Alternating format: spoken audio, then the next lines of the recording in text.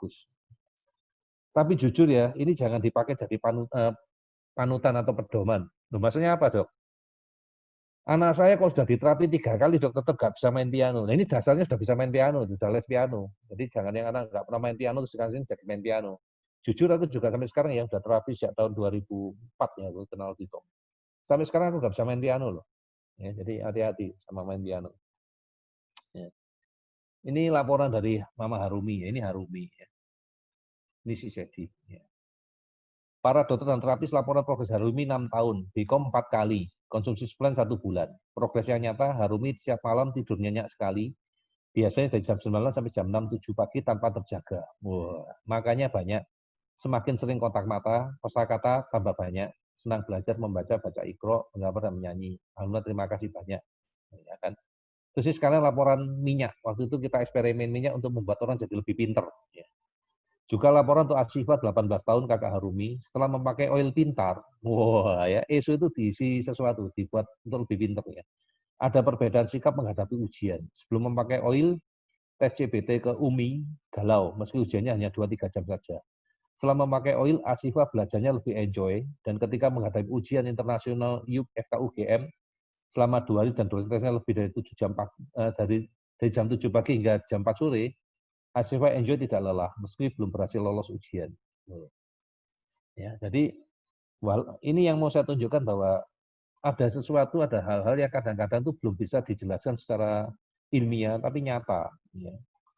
Ini contoh, ya ini bulan Juli buat Atek nih 87 ini namanya Safik ya, ini Ananda dari Lampung ya. Februari diukur nilai 18 dan ini belum tes Asira, belum Bicom, hanya suplementasi setengah bulan dan bisanya hanya Sinbio sama Nutracare. Makanya yang penting konsultasi. Dan ini ceritanya, riwayatnya Bapak Ibu ini ceritanya. Sudah kaburan ke apa, diajak ke pasar udah kalem, sudah bisa gandengan sama adiknya ya. Nah ini ceritanya ya. Ini ada di Telegram. Ini akhirnya ibunya cerita. Akhirnya ibunya cerita riwayatnya dia. Jadi apa? Terus terang kan kita curiga nih, apa bener nih cuma dikasih suplemen 2 macam tok ya toh. Anak dah umur sekian ya. Masa ini anak autis? Jangan-jangan anak alergi. Ini cerita ibunya, pengalamannya dia waktu umur 3 tahun, perjalanannya mencari. Bayangkan ternyata cuma diterapi 3,5 bulan ini pakai suplemen yang murah ya. Ini jelas murah ya. Bukan suplemen luar negeri. Anaknya tiba-tiba jadi kayak gitu. Makanya saya ngomong ke Bapak Ibu, hati-hati. Jangan-jangan itu salah diagnosa. Ya. Please konsul sama kita. Kita bantu. Barangkali anak Bapak Ibu cuman alergi. Ya. Ini juga salah satu orang tua yang belum Asira, belum Bicom. Ini malah keterlaluan ya, ngetesnya tiap minggu nih ya. Disuruh tiap bulan, tiap minggu ya. Ini ayah Jamar yang umur 7 tahun. Diet lagi ya. 20 hari suplementasi. Ini dosisnya ya. Progres nih, nilainya dari 108 jadi 81 hanya dalam waktu seminggu. Nah, maksudnya ini anak autis. Yang bener aja men. Ya. Ini anak alergi. Ini yang saya banyak, pasien-pasien saya banyak yang kayak gini nih. Yang salah diagnosa. Ini yang 1 hari ini. Nah, ini 1 hari ini Davina.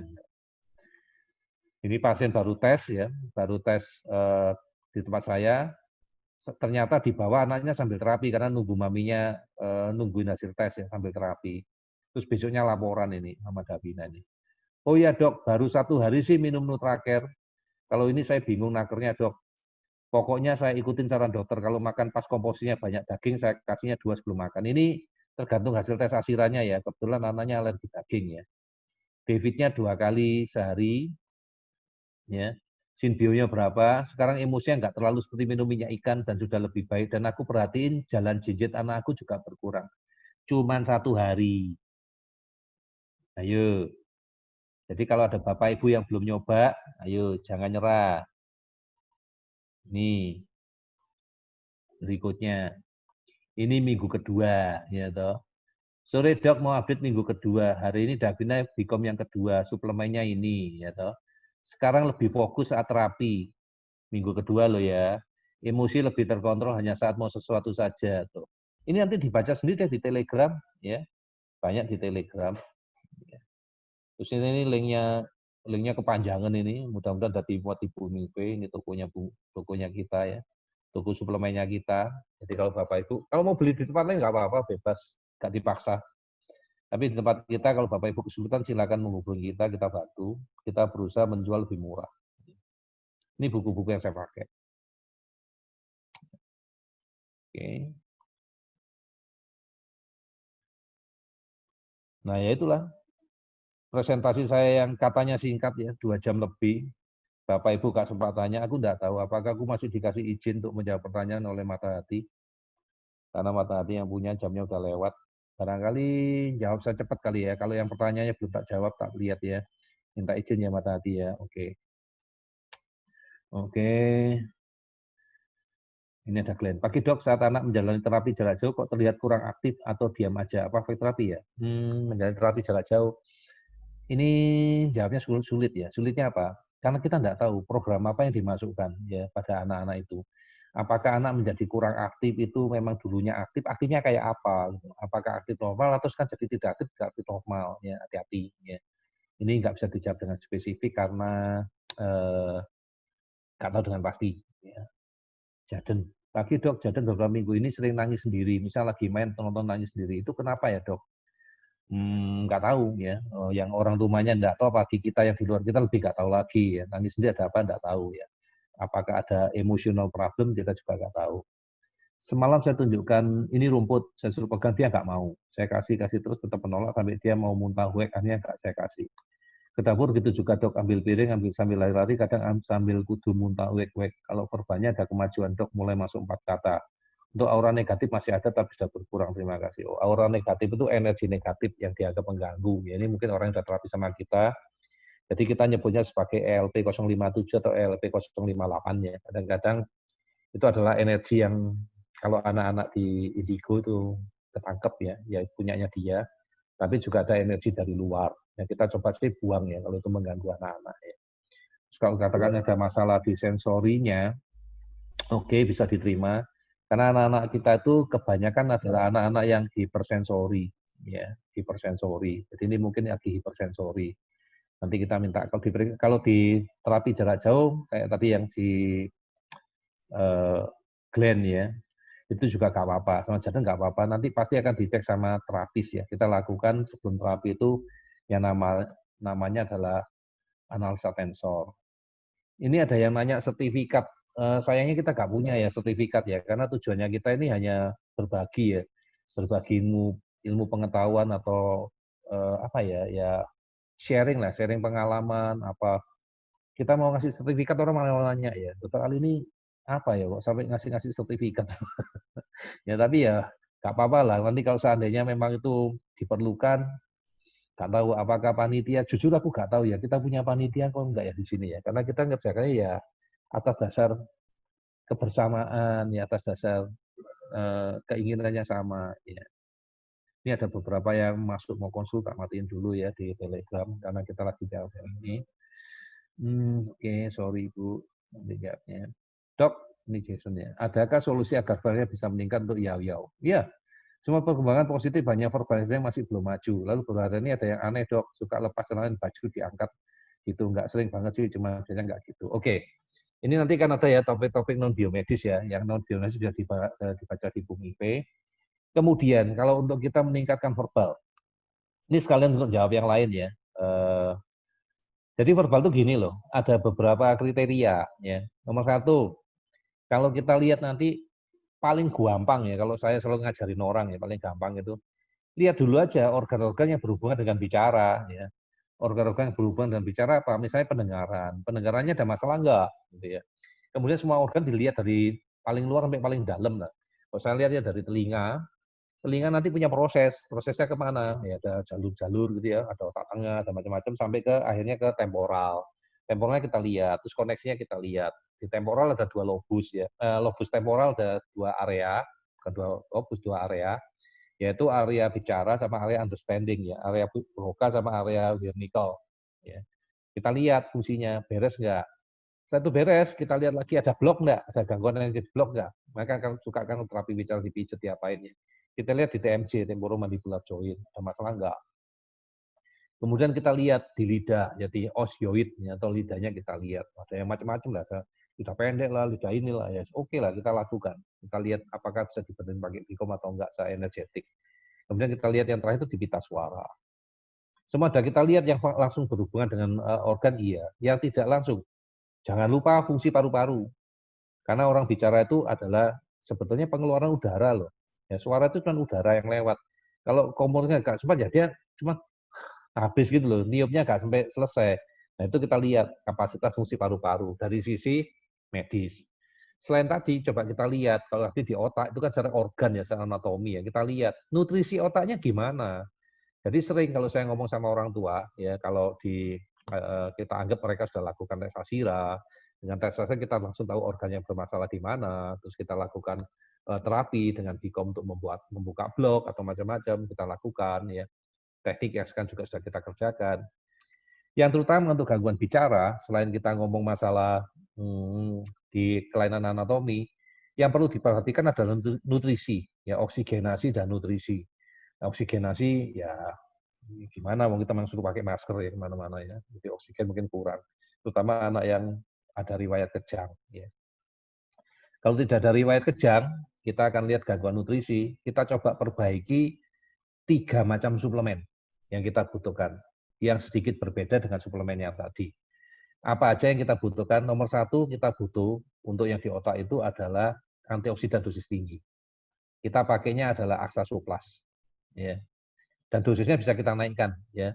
Yang biasanya kalau untuk awal-awal cuma 1 kali 1 saset sehari, ini bisa pakai 4, ya. 2 kali 2 saset, ya. Atau 4 kali 1. Ya. Karena apa? Memang kita butuh nutrisi yang banyak untuk mengejar ketinggalan yang di otak. Kedua, kita bisa naikkan dosis biostrat. Biasanya orang-orang itu 1 kali 1 atau 2 kali 1, ini kita naikkan jadi 3 kali 1 atau 2 kali 2. Ya, karena memang kebutuhannya meningkat. Ya. Dan yang ketiga, ini yang paling penting, vitamin D3. Ya, vitamin D3. Sementara kemarin untuk orang-orang yang masih gangguan bicara, kita pakai yang dosis tinggi, yang sudah kita imprint. Ya. Produknya kemungkinan minggu depan itu yang terakhir. Ya. Jadi hari ini tanggal 13, tanggal 20 itu terakhir. Jadi sisa berapapun akan kita stop, akan kita ganti dengan produk Proof D. Ya, jadi mulai sejak tanggal 20 ke atas akan kita ganti Proof D, karena lebih mudah didapatkan. Ya, kalau yang sekarang ada di Bukalapak ini sulit ya, karena kita harus impor, ya harus impor, harus apa, harganya udah nggak masuk akal. Jadi kita pakai yang lebih kecil, kita pakai Proof D. Ya. Itu mulai tanggal 21. Ya. Ini cuma menghabiskan sisa yang ada di Bukalapak, satu nggak dijual lagi. Sisa berapapun ya dipakai sendiri. Ya. Dok, bisa nggak besarin dikit lagi suaranya dokter? Kayaknya aku nggak ada besarin suara kalau di sini ya. Jadi besarin suara nggak ada volume besarin suaranya, aku nggak tahu sih. Ini suaraku kedengaran nggak kalau kayak gini? Lebih gede, lebih kecil, aku nggak tahu ya. Jadi aku nggak ngerti cara besarin suara aku kayak apa. Ini mungkin untuk telinga, untuk mendengarkan ya. Tapi nada bicaraku udah nada cukup tinggi ya. Kok saya gak ada suaranya ya, di lock oleh Huso ya. Jadi ini memang suara di rumah. Saya nggak bisa dengar suara Dokter Ali. Oke. Oke ya, ini nggak ada pertanyaan. Oke, pertanyaannya nanti minta tolong sama Pak Didi kalau ada di Mata Hati ya. Ya apa caranya aku membesarkan suaraku kalau lain kali aku harus presentasi. Ya, aku pengen tahu caranya gimana. Ya, oke, aku juga nggak tahu. Ini ada pertanyaan titipan, gimana solusi anak yang sudah berumur 9 tahun tetapi suka nulis dan bicara terbalik. Loh ini kasusnya mirip ya, kalau kita boleh ngomong nama anak kita itu Candy ya. Oke, misal nulis huruf terbalik, kalau ngomong tentang dirinya, kalau ngomong saya mau makan, ngomong dia suka makan. Ya ini ada solusinya ya. Ini sebenarnya saya ada slide-nya. Ya, saya punya slide-nya yang ini ya. Ini bisa kita terapi, tapi sebaiknya tes dulu lah. Karena dengan tes itu kita tahu bagian otak mana yang terganggu. Kalau nggak salah yang kena ini temporalnya dia, nih. Bagian temporalnya yang kena. Ya, aku punya slide-nya, sayang waktunya nggak cukup, jadi kata bahas. Ya, ini temporalnya kena. Ini lebih enak lagi confirm lagi kalau dites ASIRA tahuan.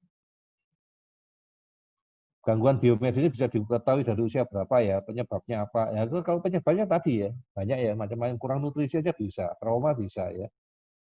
Selalu diawal dengan spesifik, enggak lah. Gejalanya bisa diawali apa aja, masing-masing orang bisa. Diketahui dari kapan? Ya Dari usia berapapun bisa tahu, asal kita waspada, kita curiga ya ketahuan. Ya. Dok suaranya kecil, semua orang ngomong suaranya kecil. I don't know. Ya. Dok kalau boleh tahu cara kerja Bicom jarak jauh dengan darah itu seperti apa? Bagaimana bisa sampai ke anak? Nggak tahu. Kita juga nggak tahu. Jadi kalau saya ngomong ya kayak mirip kita doa itu. Doa itu frekuensi.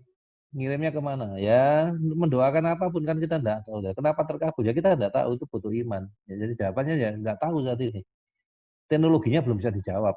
Ya. Kalau saya boleh ngomong sepintas, gini lah. Semua hal yang tidak kita ketahui dianggap klinik. Zaman dulu ya, kalau kita lihat orang bakar dupa, ya bakar kemenyan, mandi kembang, ya. Orang kumat-kumit baca di atasnya air, itu semua kita anggap klinik karena kita belum tahu ilmunya. Begitu ilmunya sudah berkembang, sekarang kita tahu kalau dupa macam-macam itu aromaterapi, air kembang itu aromaterapi, ya toh. Terus kita tahu air di komat kami itu ya apa bedanya dengan Bicom di imprint, diisi frekuensi, ya sama aja. Nah tahu terus sampainya ke orang ya, orang yang di komat kami tadi ya ada yang sembuh juga itu yang katanya Mbak Dukun itu. Nah dukun ya, Bicom kayak dukun modern ya, maybe nggak bisa jelasin, nggak bisa karena teknologinya sudah jauh di atas pengetahuan kita saat ini. Jadi jarak jauh kerjanya kayak apa dok? We don't know, we believe. Ya kayak dulu lah orang ngomong ya, dok kayak telepon dok, zaman dulu dok, gemeresek kabel padahal pakai kabel dok. Sekarang malah nggak pakai kabel malah bagus suara jelas. Ya nggak ngerti juga ya kenapa bisa nyampe ke sana dok. Ya teknologi ya nggak bisa dijelaskan. Ya. Saat ini saya nggak bisa menjelaskan dengan detail. Ya kita kerjakan aja ya apa yang sudah dikerjakan oleh mereka di luar negeri, mereka coba menjelaskan. Ya kita entah mengerti atau enggak ya sudah yang penting dikerjakan.